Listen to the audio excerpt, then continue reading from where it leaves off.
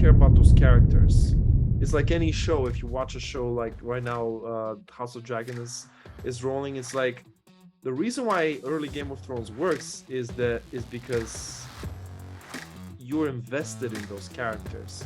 And the same with history. If you don't have the time to get to know the motivations and the goals of every piece on the board, the nuances between them, then it's all just not memorable. Welcome back, everyone, to another episode of Questioning History, a place where a bunch of guys ask all the questions without having any of the answers. I'm joined here today by, again, Eastern Roman History and Roman Bull Ramblings, two incredible channels that cover primarily Roman history in a very entertaining and educational way. You heard them debate and go at each other's throats to figure out which was the greater Rome. And now we're just gonna talk about whatever happens or whatever comes to mind. And to kind of open it up, just have a continuation from the last debate. I think the topic of things being overrated is very interesting in general. But when it comes to Rome, particularly as we saw with Western Rome, I think nowhere else in history, and I'm not saying this lightly, no other period, no other chapter in history do you have this incredible gap between the topics that are popular and the ones that are not. What do you guys think of this? Because think about what are the top three most popular topics in history. I would say Rome, World War II, and Alexander. With Alexander, it's a shorter time span, but people are kind of aware of the whole thing. Napoleon. Yeah, the Napoleonic Wars. Fine. In the Napoleonic Wars, yet again, there's not that huge gap. World War II as well. World War I as well. I think Rome, huge gap. Depending on where you come from, something like the Byzantine Empire has more or less impact. So in terms of countries that actually have been affected by the Byzantine Empire, so like Justinian, Constantine, Romanus I, there are quite a lot from like Morocco to like Persia, Iran, and Russia and France and so forth. Yeah. But the chapters in their history depend on where you are. So it's like something like Turkey, Greece, or Bulgaria. It's quite a large portion because they have such an enormous influence and have such a long presence in those areas. Whereas if you go to somewhere like Britain, for example, as I mentioned in the previous episodes, like Manuel II appears in England in the 14th century. Well, that's not something you learn at school or GCSE. That's just sort of a nice little note. And the typical thing is like for like British people, or at least English people, is like Boudicca, Claudius, Hadrian. Like these are the really important people because they're part of the island story. Whereas like Englishmen going off to join the Varangian Guard is someone else's story. So I think that's partly why a lot of countries, the Byzantine Empire isn't really relevant for them. You're alluding to a very grim reality where popular, like the general audience, is only interested into things that have directly influenced them. It does. What do you think about that, Alexei? Well, I think there is a huge sort of tilt towards military stuff. Okay. Yeah. First of all, and the High Imperial Rome and Caesar and Augustus and the Second Punic War and Sigurd are all periods where there is a lot of great generals, a lot of great battles. Everything's great militarily, and the systems, the legions, whatever. A lot of writing sources you can trace. Yeah, that. And even so that if we go by your list, Second World War, Yep. military event. Napoleonic Wars, military event. Yep. Alexander, great conqueror. So the conquests are what's Mongols. Popular. And just, and stuff that Mongols, yes, stuff that Daniel mentioned are about the conquest, are about the rebellions, are about fighting. So Claudius conquers Britain. Boudica revolts against the British. Hadrian built a wall Hadrian builds a to wall. keep out the Picts. Yeah. Yes. Yeah. So it's I'd say the military aspect always gets more of the spotlight.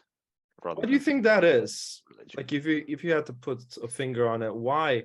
Because the gap here, again, it's a different gap, but yeah, it's there and it's massive. And what role do we have as storytellers in bridging that gap?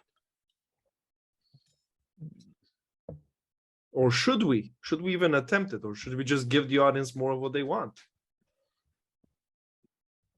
Well, I think we should do all of it so that the military ends on the battlefield.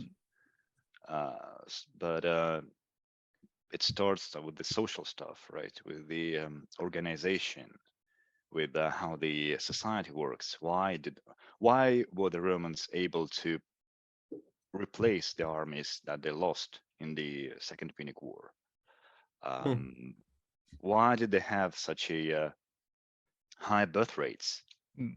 Why did they have this culture? Why did they bury alive a Vestal Virgin? I can't get the meme out of my head with the Roman mothers going. Brrr. Yes, exactly.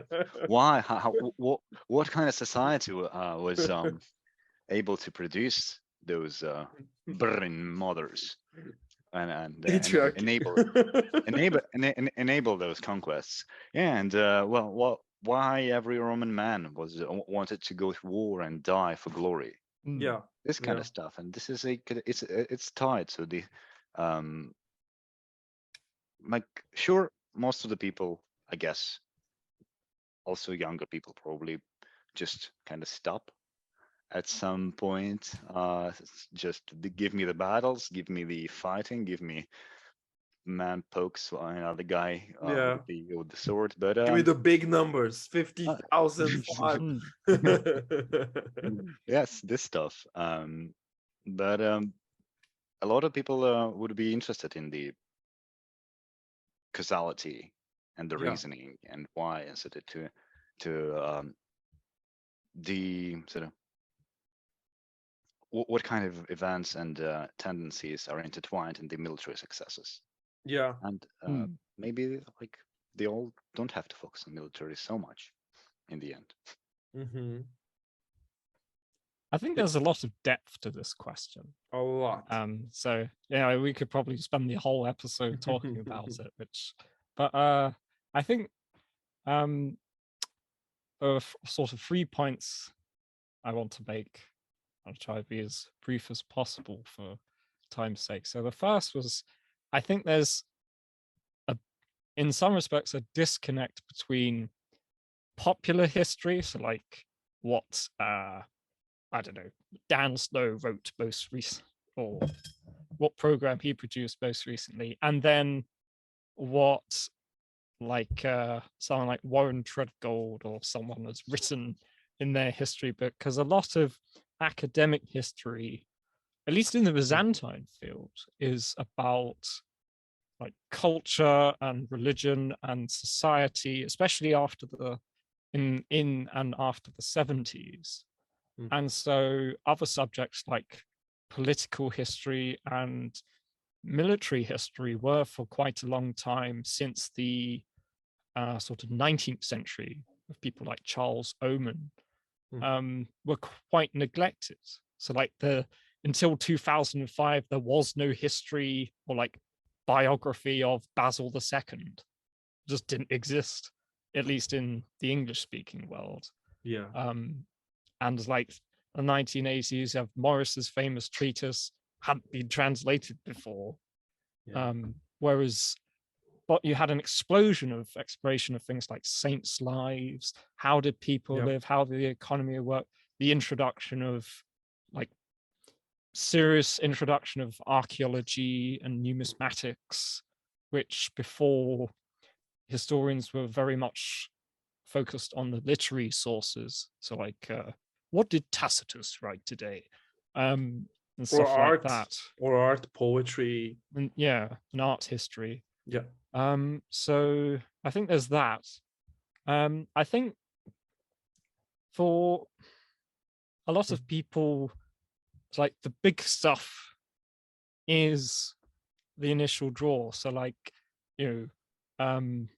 if someone was to ask you, what did you do last week? You'd probably go for the things which were big rather than, well, I decided to wake up and apply some Colgate toothpaste to my toothbrush. And that was the highlight of my morning. It's like a lot of people don't really care about that. It's like if you were to make a James Bond film, you want some action and adventure. No one really wants to watch a 2-hour film about James Bond on the job hunt.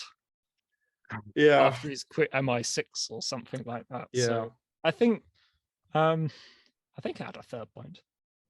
Yeah, that's a very fair maybe point. I mentioned it. I think we're getting a little bit too far into the I think the attention span is going lower. It's weird though, because people are at the same time, there's a lot of people are going towards the shorter things they watch. But some people are really paying attention to the long form stuff. It's hard to predict. And what you said is spot on. Like I'm trying to remember what it was like before. But I think like YouTube and Historia Civilis made a huge impact and changed the game and put a huge emphasis on battles. As I'm trying to think back to the flawed education system, the state system. It wasn't that battle heavy, that I know. Like maybe 2/3, as high as 2/3 were battle heavy, war heavy. But I'm sure, but now I think that percentage is crazier. And I can look at the stats for the videos I write for Kings and Generals, and currently I'm in the process of making a 5-hour documentary on the First Crusade. And the reason why it's 5-hour, and we're probably gonna break it up into two long documentaries. The first 2 hours are all backstory. We start right before the Seljuk invasion with that famous battle of Manzikert. But even before that, what were the events? We start at the end of Basil II's reign, actually. And I made a very conscious decision of starting there.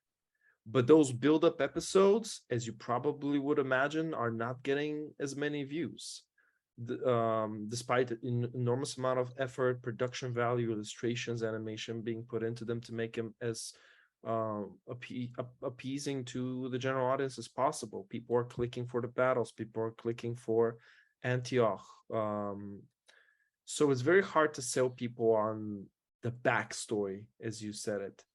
And yet it's incredibly important.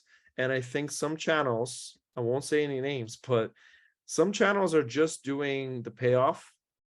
And I'm watching those videos about battles, like 15-minute videos that are trying to cover a huge timeline.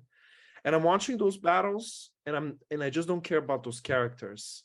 It's like any show. If you watch a show like right now, House of Dragon is rolling, it's like, the reason why early Game of Thrones works is because you're invested in those characters. And the same with history. If you don't have the time to get to know the motivations and the goals of every piece on the board, the nuances between them, then it's all just not memorable. It's true, but he gets more into the personal histories, so to speak. They can be easily tied into the I think you can mix them up. I think you can have a nice mix of both, where you talk a little about the personal history, I think everything's important. I think when you make a video and you tell a story, you need to mention, no matter what direction you're going. Even if you're saying I'm gonna go and tell the story of the logistics of Rome, let's say the logistics of the early Roman Empire, right? That's a cool topic. Some people like. A lot of people like military tactics and logistics and strategies. I think even then you need to pay a little bit of attention to economy, people, religion, things like that. Like not just to go logistics. Does that make sense? I think I remember. I don't. A professor at mine at university said, I can't quite remember the words, but he was teaching sort of like an A-level subject on the Roman army, and he said, it's like the first term is about like tactics and armor and so on, and that's sort of the thing that draws people to it. Yeah. But then the second, because they're like, ooh, how did the Romans fight and so forth. But then the second term is sort of like where soldiers lived, how much they were paid, and other things like that, like what social background did they come from, how many slaves did they own, and so forth. Yeah. And it's sort of that is sort of like the second part of the sort of trapeze of knowledge, that the more you go in, the more you want to find out. Sort of I mean, that's sort of one of the motivations for making my channel, in that there were quite a few, this was back in 2018, there were quite a few channels about Byzantine history, but then they'd have like a 15-minute video about I don't know, Justinian, and then sort of like try and then sort of link it to the fall of the fall in 1453, and it's just like, but I want more. I want to talk about, what about Leo V or Romanus I, and when I do that, what about what was special about them, and or if I did do Justinian, it's like, why? It's like, what would be interesting to do about him? What's happening in North Africa during like the 20 years that Belisarius isn't there?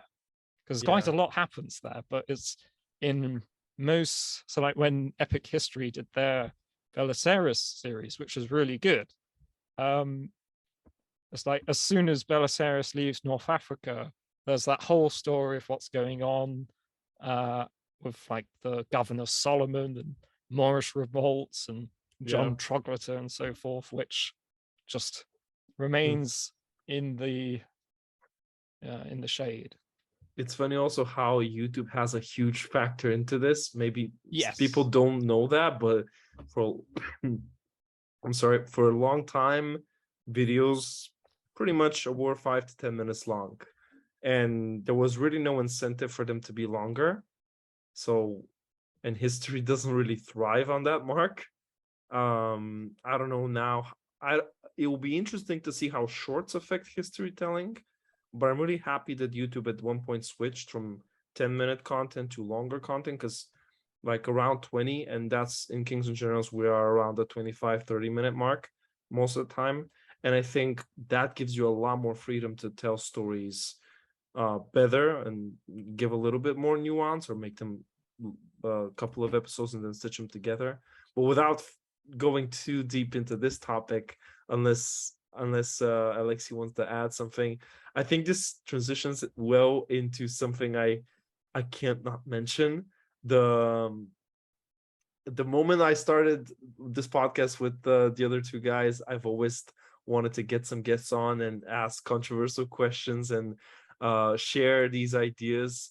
And one of my biggest controversial ideas I found doing the Fourth Crusade series is that the Venetians really didn't do that much wrong, and they weren't the greedy, bad black and white villains that are portrayed to be.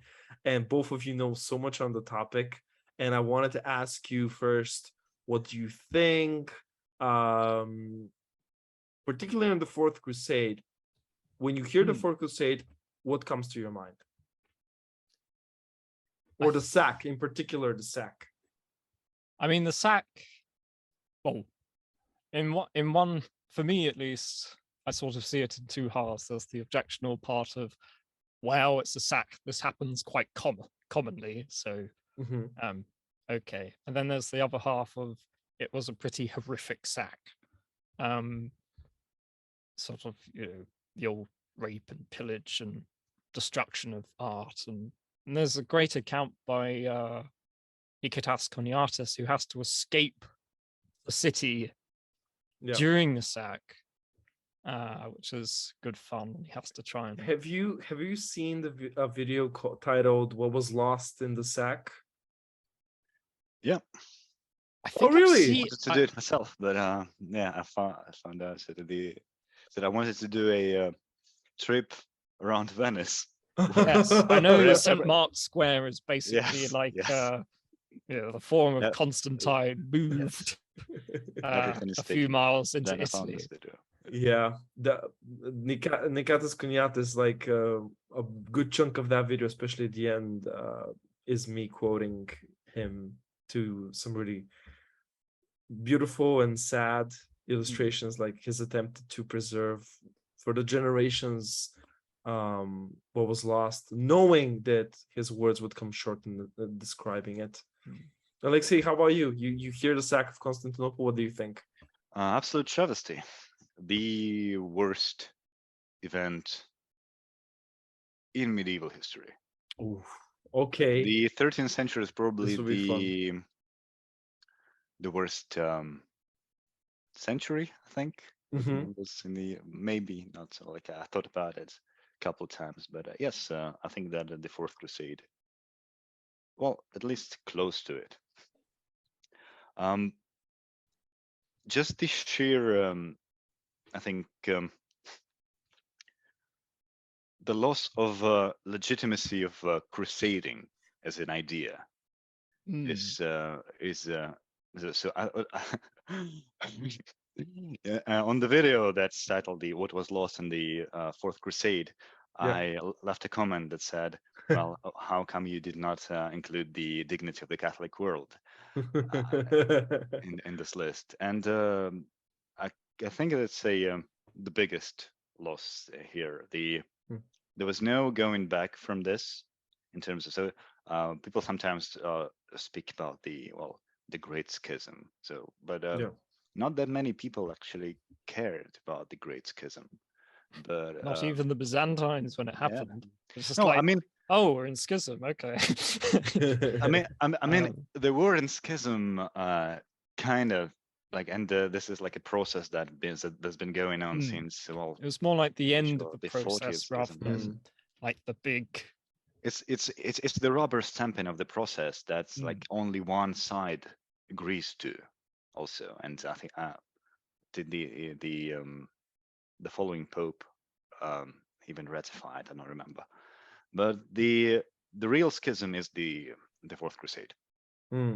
This is where the Eastern Christianity and Western Christianity just split for good. The sacking and pillaging is all terrible, but it can be quantified. Like some of it can be quantified and like in material. You can assign like a value. This is like this kind of billion denarii or this amount of gold. But the mentioned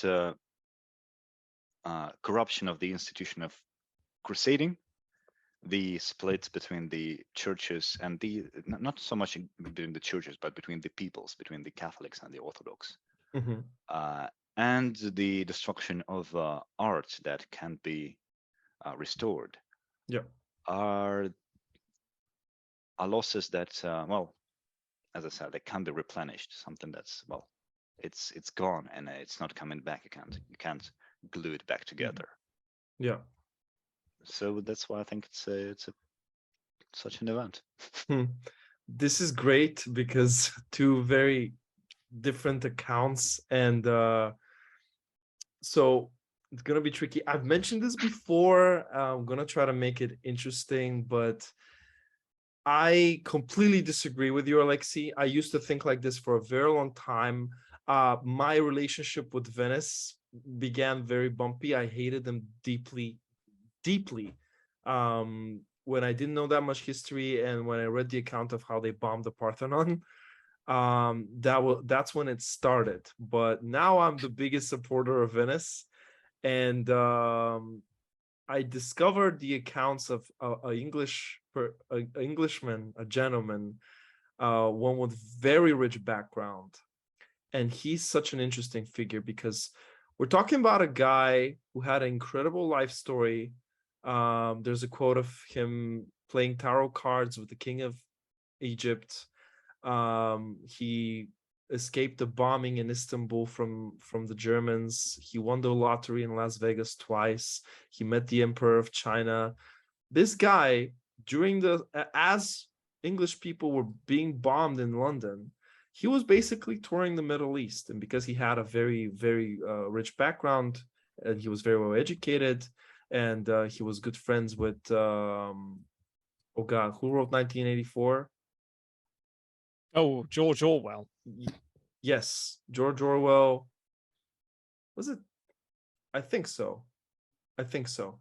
But he toured knowing 7, 8 languages, and he went on a mission to vilify the Crusaders. He was very sympathetic to the Byzantines, and he wrote a series of bestseller books in the 50s that wrote the words Alexei just said, and many like him. Not every single one, but it's one of the rare cases where generations are believing what this man says, even though the entire historical community has denounced him. And even he said that a lot of his work is more literature and art than storytelling. And Stephen Runciman went on a mission. He said that this is the greatest crime against humanity while Hitler was killing Jews. Yes, while that was happening. And he wrote those books with the clear intention to vilify them, especially the Crusaders in Venice. And he said that the Crusades were a movement of one civilization against a superior one, being the Byzantines. And any chance he had to make the Byzantines nice, he tried. And any chance he tried to make the Crusaders bad, he also tried. To summarize a 1-hour documentary and a lot of work, what actually happened is an incredibly bad situation unfolded, logistical one. The Crusaders came short on money and people, and when they went to Venice, Venice already paid the bill. They built the ships. They prepared for what was ordered of them. They suspended all maritime and mercantile operations for a year. Like, if you put yourself in the position of the Venetians, this is a really bad business situation. And then to understand the Venetian stuff, you need to understand that Venice is maybe the purest republic there ever was, at least in the Middle Ages, because the leader, the Doge, had no power. He was a figurehead, and think of America, the American president and the Senate, how much he has to answer to the Senate. Far less. Executive power, bribes, he could do nothing. So the Senate of Venice said, we need something to make this deal work because it's not enough money. And they proposed to take Zara. All right. They go to Zara, they take it, they winter there. Their plan still is to go to Egypt. And then the Crusader leader, and by the way, for the Crusaders, the original leader that was supposed to lead the Fourth Crusade died very young, very tragic. Like, if you're leading an expedition of that size and magnitude, losing the figurehead is really bad for you. So the Crusaders actually talk with the Alexius, who offers them the world and offers them to end the schism by putting the East under the the Pope will be answering for both East and West. Yeah.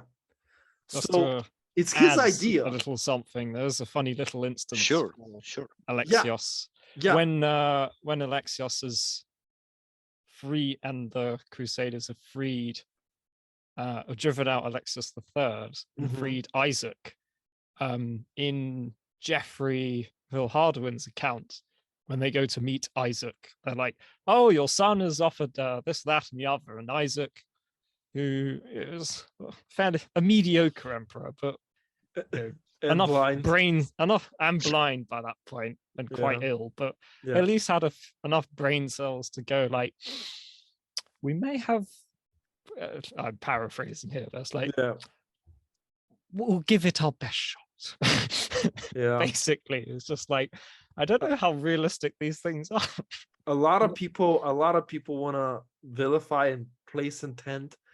To me, the story is that much more tragic because the intent wasn't this at all. Like, so many crusaders abandoned the crusade before Venice, during the expedition. Throughout, there was a huge trick of crusaders no one talks about, who did go to the Holy Land, by the way. The Pope did excommunicate them at Zara. He excommunicated them again at Constantinople. There was a change of leadership, but so few people talk about how much the Byzantines were responsible for this. So few people. It disgusts me because this is the age, the Angloid dynasty. Like, there's so much corruption, and let's talk facts. There was probably around 1,000 people who died during the sack of Constantinople. 1,000, maybe. We don't know for sure. We know it was minimal, and we know that the Crusaders made a lot of attempts to not do senseless violence, and there was knights hanged for doing for raping and killing. This is insane if you consider the fact that you are stranded with very few capable warriors left in a country that hates you, that outnumbers you so much. To kill some of your knights to set an example, that's, you're putting in the effort. That much we know. But then there's a change of leadership, so much bad things are happening. Then the other thing that upsets me deeply is that Venice got those horsemen and got the things that they got, and they stole them, right? And Venice gets the label of being an asshole because you can see the horses today on Venice. The sadness is that Venice went out of its way to take these works of art and preserve them. Sure, glorify themselves and take them for themselves. Yes, I'll give you that. But the Crusaders, the rest of them were just melting them down. They were just destroying them. The city stunk of furnace smoke and copper for weeks because all the furnaces were busy destroying. Is the death of antiquity art, honestly. It's the destruction of, in terms of like cultural heritage, what was lost there, as Alexei said, cannot be counted, the art that was destroyed. But this is a prime example of a story that gets to get clicks. You vilify it, you make it black and white, and you add things to the story that weren't there.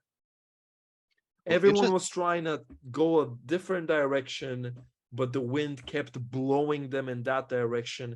And one last thing I'll add to this story, if anyone doubts the Crusaders' intentions, they won. They took the city, they put the kid on the throne, they did their part, they fulfilled their oath.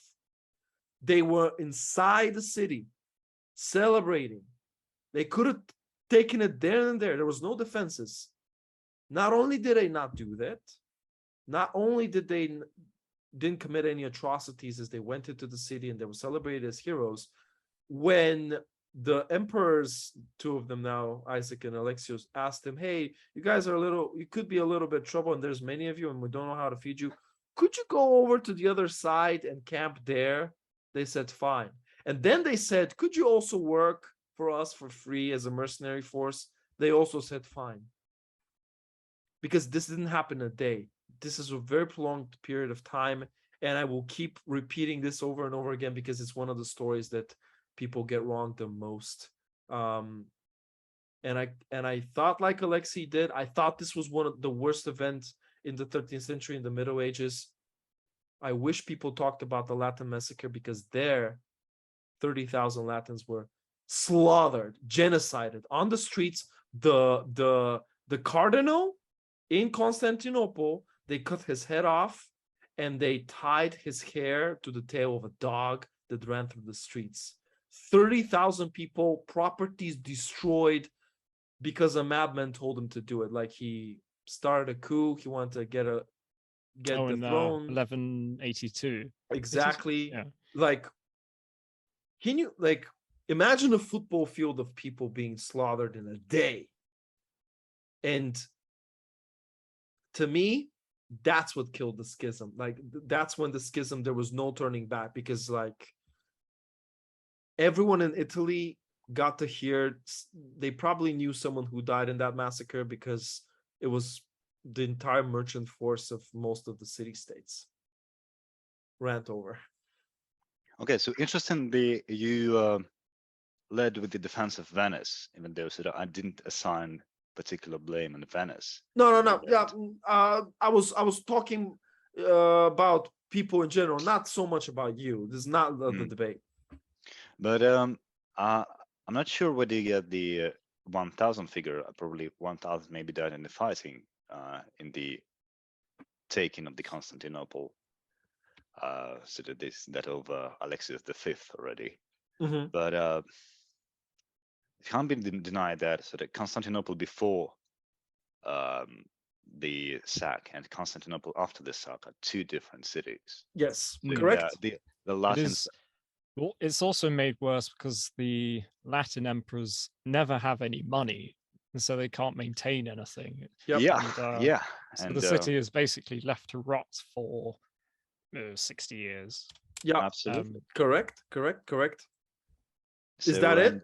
No, on the account of the Latin Empire and this stuff, so that they don't have money to sort of prop themselves up. They always need some external financial help to even continue existing.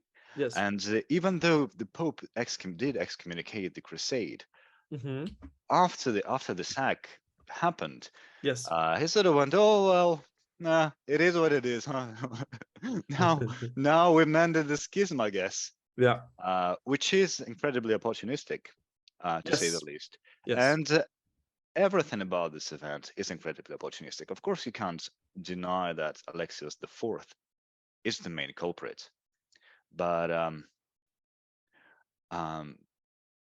if we assigning personal blame here can work in a way, but of course there's been a good bit of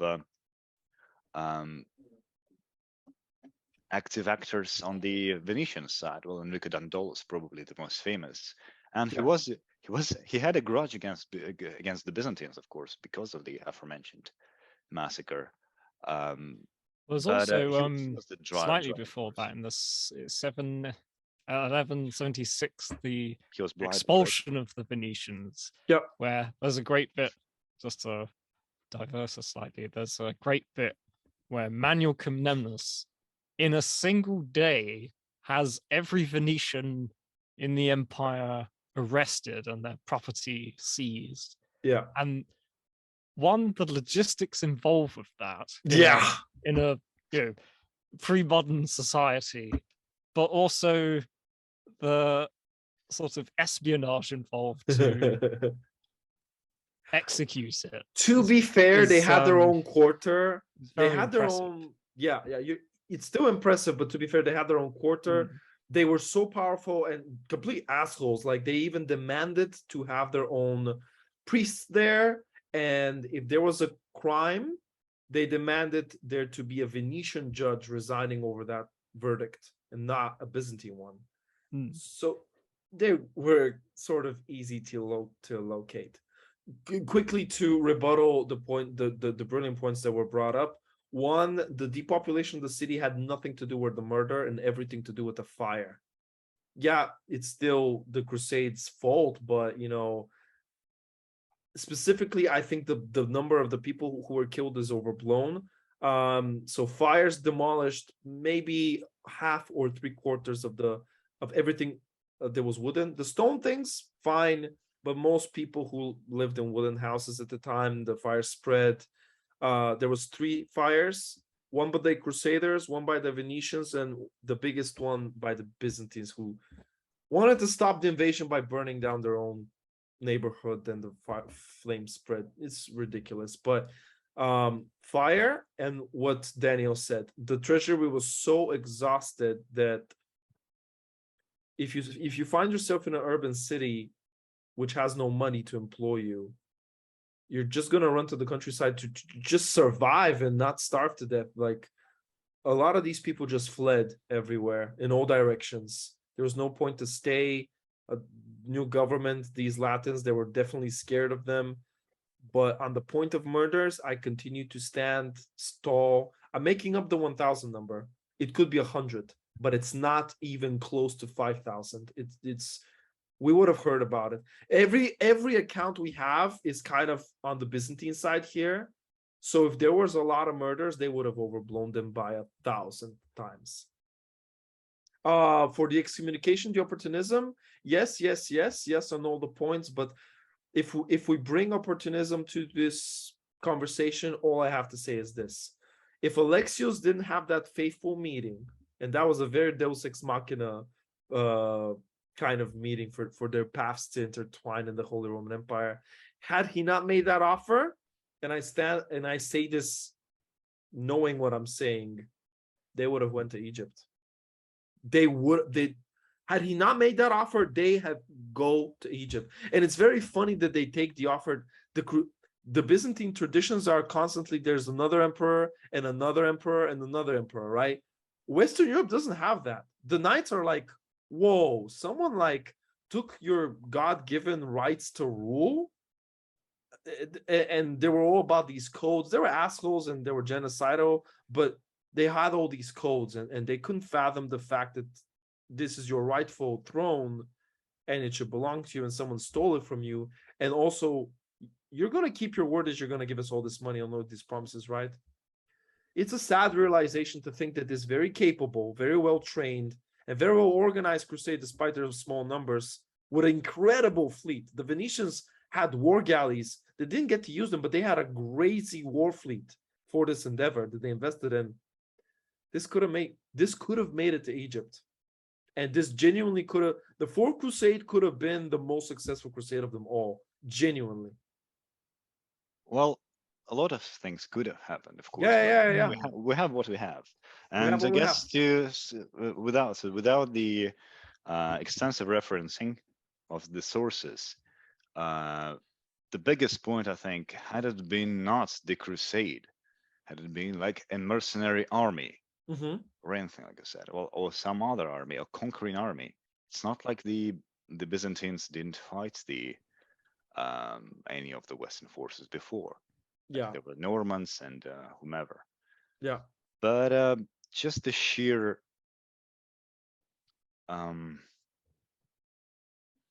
goals of second Constantinople under the banner of Christ is something that's without going into the arguing.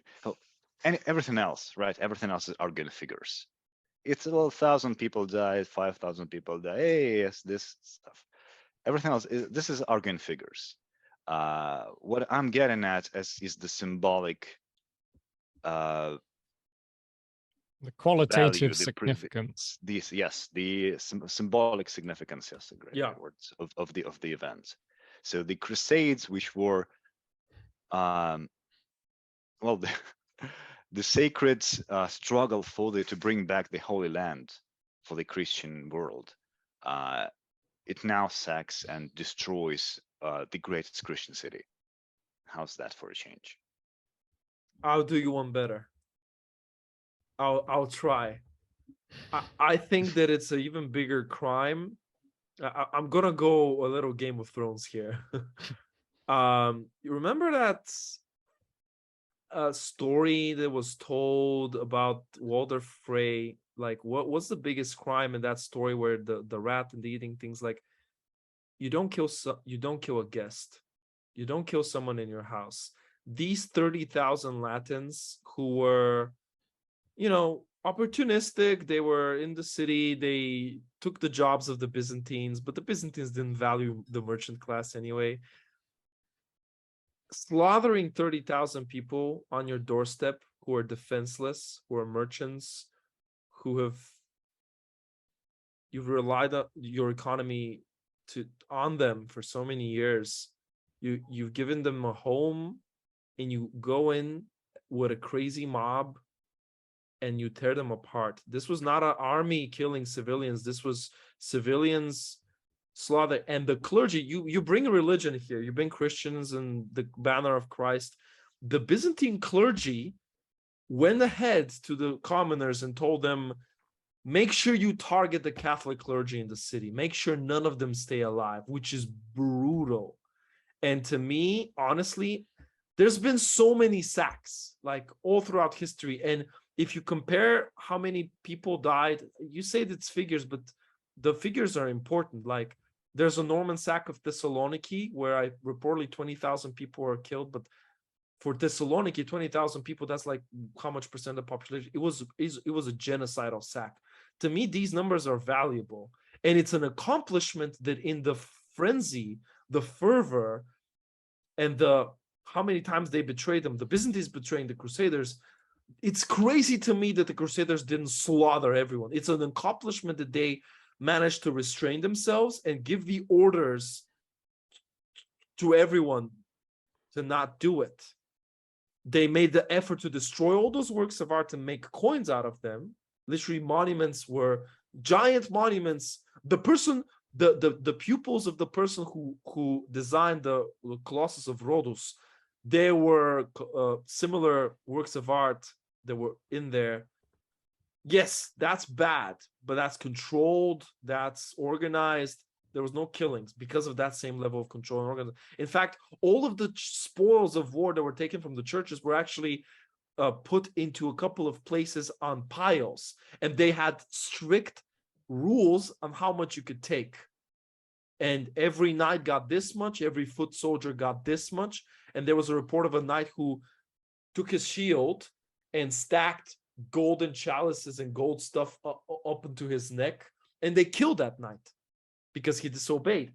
So, but to me, killing 30,000 people in your own home is worse. Oh, well, there were a lot of massacres. So your argument is they deserved it, basically.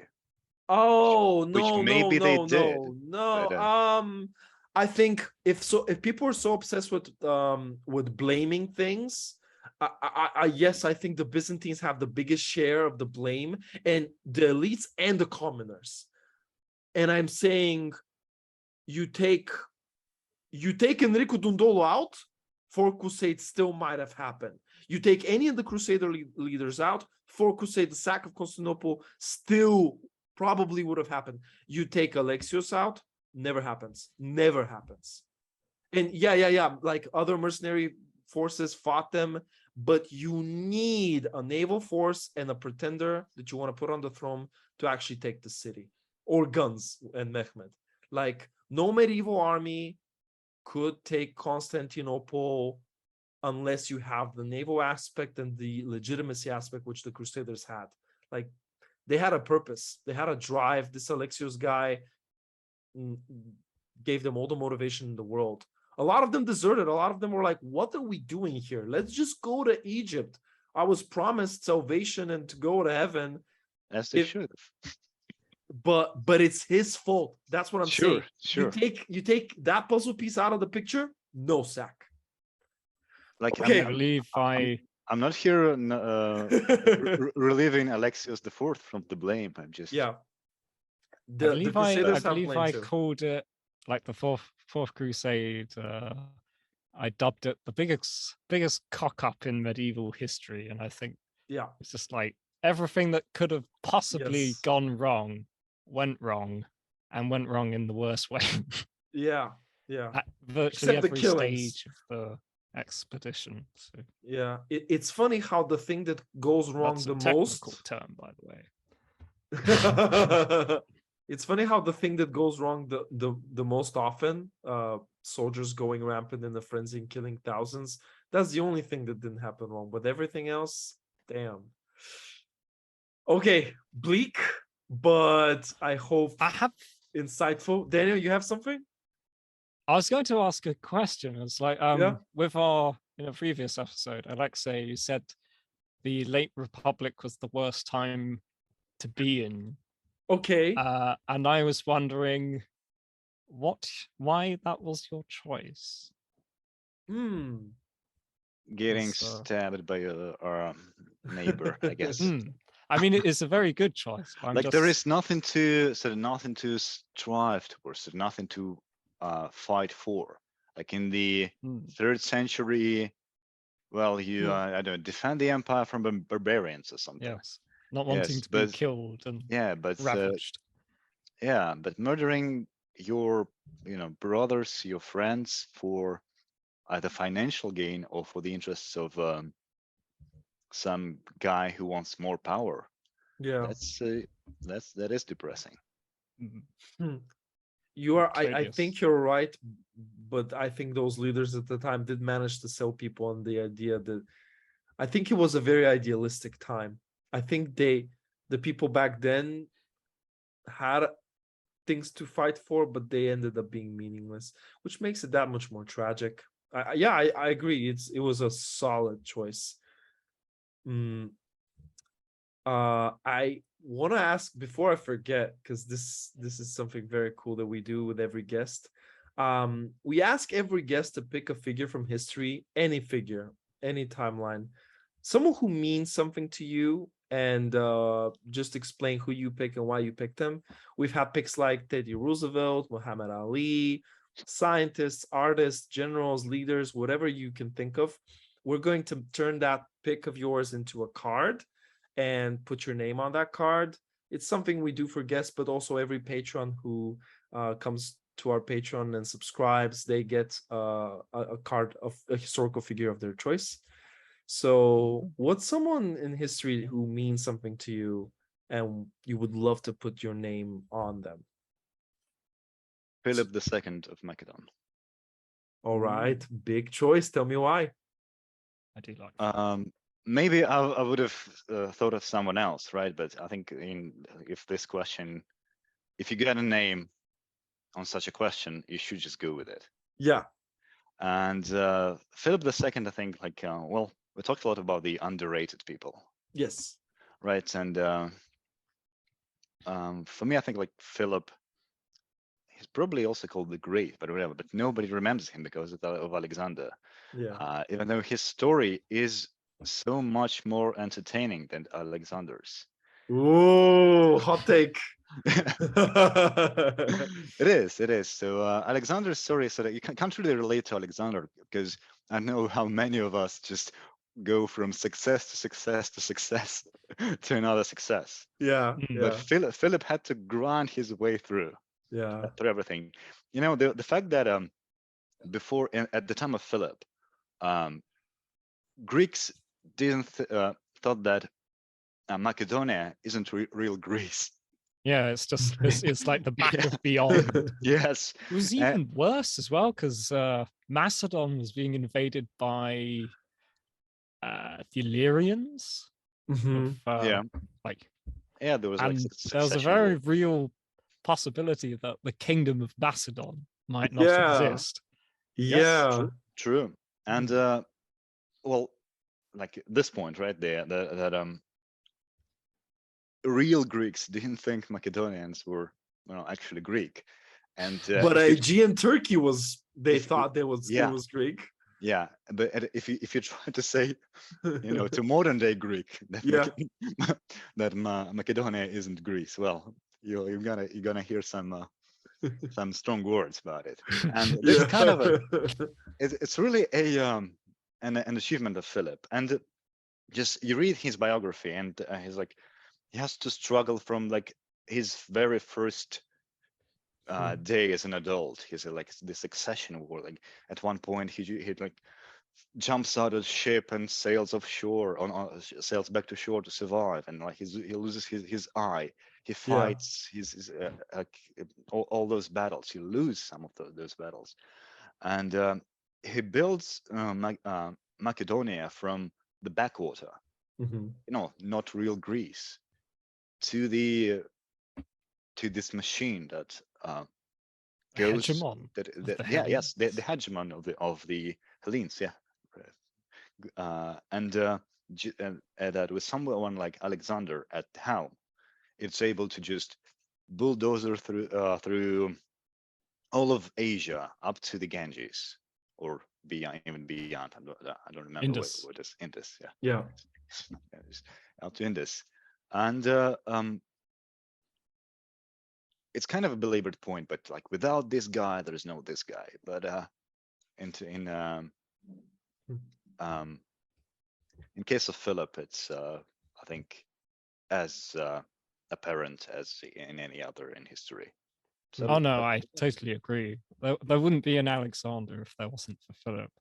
And it's also quite interesting if you look at some of the primary sources that survive and don't survive, because you have quite a lot of like Alexander specific histories, or have Alexander as a big point.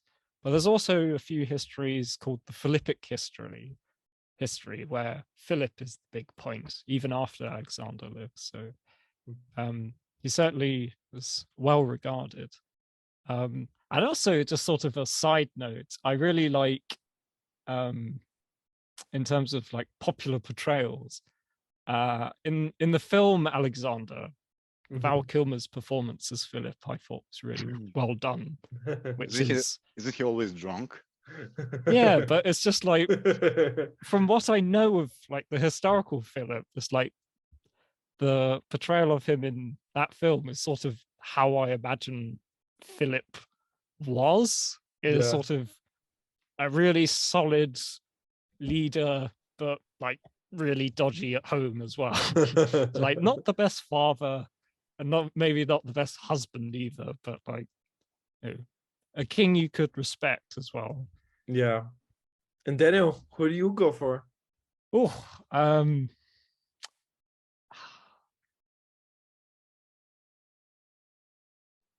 it is a hard one. And my recent finishing of The Last Kingdom may have a influence on it, but I'm tempted to say Alfred the Great. Okay. Because in some respects, he's a little bit similar to Philip. Because I mean, when he started off, he was the brother of the then king, and sort of not really anyone too important. And then he has to fight the Viking invasion, which is the big existential threat to the kingdom of Wessex. And he initially he loses, and he's pushed into this tiny corner in Somerset, which is a lovely place to go to. But he's in the fens, and Alfred in the marshes, and at his lowest ebb.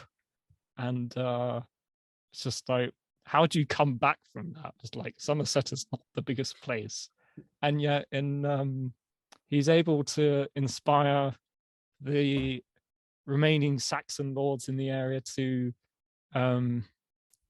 meet and then defeat the Norse at Eddington.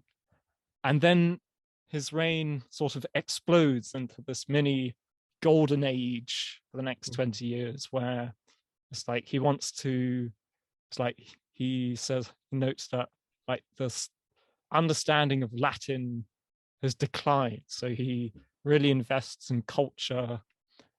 He sets up the Anglo-Saxon Chronicle.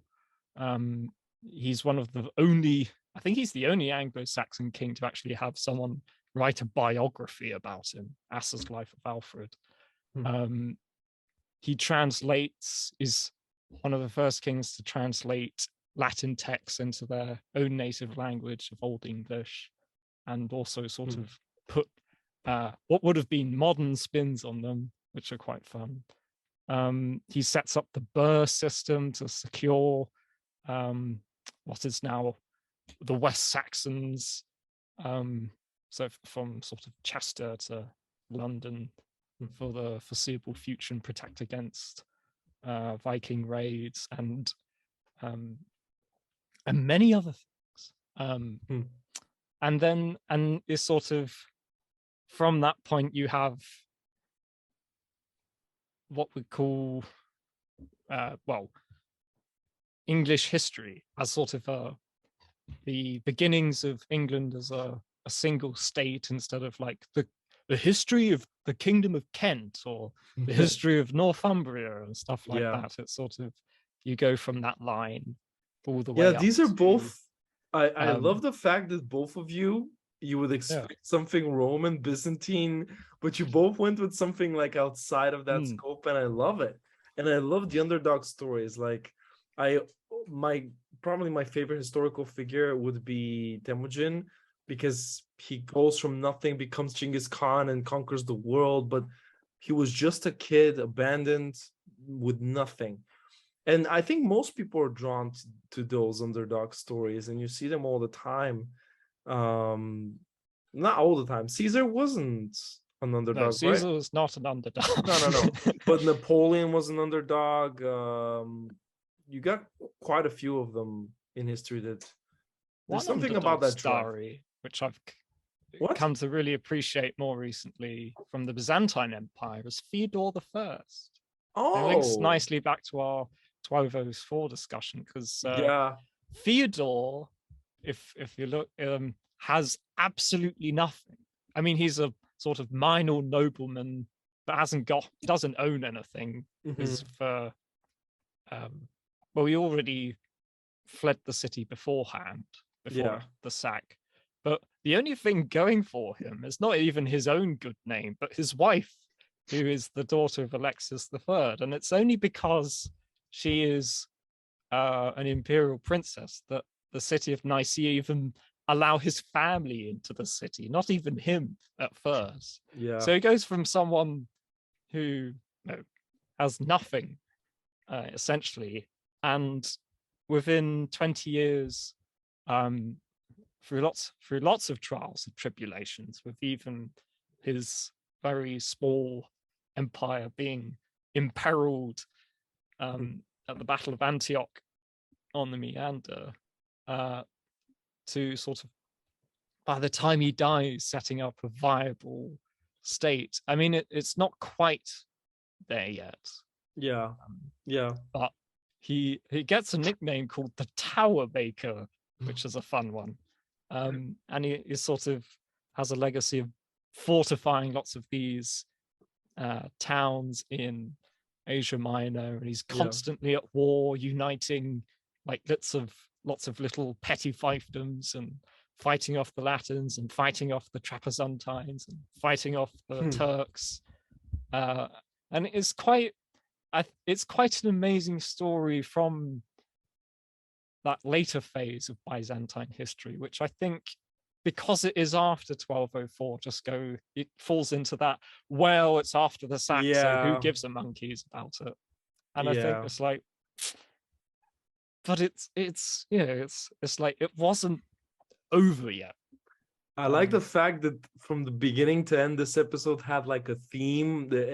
Every part, no matter where you are, you're gonna find something that relates to everything else. But I can keep this going forever with you guys, and hours, and I would love to have you back. But I'm gonna end this one here, and I really want to thank you both. You've brought so much brain power to this, and funniness, and perspective. I really want to thank you both. I think you're incredible creators, and keep doing what you're doing. Well, thank you very much. Thanks I for really enjoyed it. It was a great pleasure. Pleasure was all ours. Okay, guys, thank you for watching. Subscribe to us and to both of these fine gentlemen right here, and I'll catch you in the next one.